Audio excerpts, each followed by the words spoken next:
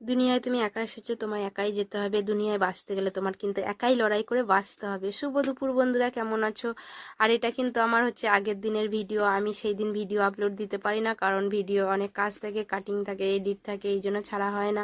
তারপরে আমার মেয়েটাও ছোট, চট করে ভিডিও এডিট করাও যায় না। এডিট করতে গেলে কিন্তু অনেকটাই টাইম লাগে। আর এই দেখো আমাদের বড় উঠোন ঝাঁট দিতে দিতে পুরো কোমর ধরে গিয়েছে। আর এখানে আমি ঝাঁট দিয়ে নিয়েছি সকাল সকাল। আর এখানে দেখো সকাল সকাল আমি বাসন নিয়ে বসে পড়েছি। বাসনগুলো মেজে ধুয়ে তারপরে গিয়ে আমি ভাত বসাবো।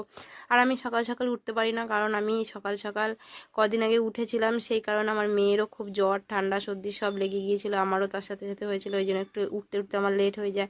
আর এখানে দেখো আমি রান্না করছি। আমি কিন্তু মেয়েকে ইংরেশন দিতে গিয়েছিলাম, ভাত রান্না করে গিয়েছিলাম। আর এখানে আমার শাশুড়ি সবজি আরে সব কেটে রেখেছিল, আমি এসে শুধু তরকারিটাকে চাপিয়েছি। আর এখানে হচ্ছে কিছুটা মুরগির গোশত ছিল, সেই দিয়ে আমি আলু দিয়ে মশলা দিয়ে রান্না করেছি ঝোল করে, এটা দিয়েই ভাত খেয়েছি দুপুরবেলা। আর বেশি কিছু রান্না হয়নি, কারণ মেয়েকে ইংরেশন দিতে গিয়েছিলাম, লেট হয়ে গেছে, এই কারণে আমার আস্তে আস্তে কিন্তু 12:30 বেজে গিয়েছে, এই কারণে।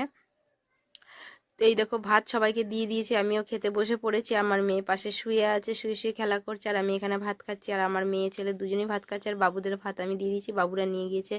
আর এখানে কিন্তু আমি দেখো আবারও সেই গাছের লঙ্কা নিয়ে নিয়েছি। আর লঙ্কা তো খেতে আমার, কাঁচা লঙ্কা খেতে আমার খুবই ভালো লাগে। মেয়ে ছোট, তবু আমি একটা দুটো খাই। কিন্তু সত্যি কথা বলতে আমার মেয়ের অত পেট ব্যথা আরে করে না। লঙ্কা আমি খাই, অল্প স্বল্প খাই, বেশি খাই না। আর এখানে দেখো আমি ভাত খেয়ে নিচ্ছি। আর আমার কিন্তু প্রচণ্ড পরিমাণে খিদে পেয়েছে। শুভ দুপুর বন্ধুরা।